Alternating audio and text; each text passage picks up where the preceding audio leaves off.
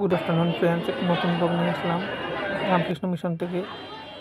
আপনারা ভিডিওতে নতুন বিল্ডিংয়ের ভিউ দেখতে পাচ্ছেন। আজ ছিল মা শারদার জন্মতিথি, প্রচুর ভিড় ছিল দর্শনার্থীদের।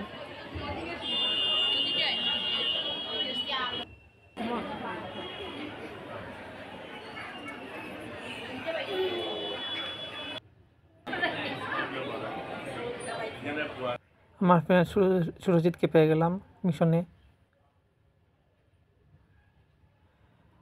নতুন বিল্ডিংয়ের ভিউটা, যেটা আপনারা বিল্ডিংটা দেখতে পাচ্ছেন, এটা হলো ছাত্রদের হোস্টেল।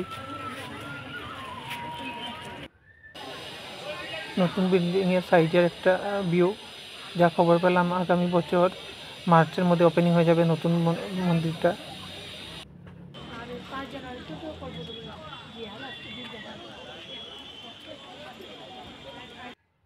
নতুন বিল্ডিংয়ের ভিডিও দেখতে পাচ্ছেন, একদম সামনে থেকে নেওয়া ভিডিও। পুলিশিংয়ের কাজ চলছে। খিচুড়ি প্রসাদ খাওয়ার জন্য লাইন, অনেক লম্বা লাইন দুই সাইডে।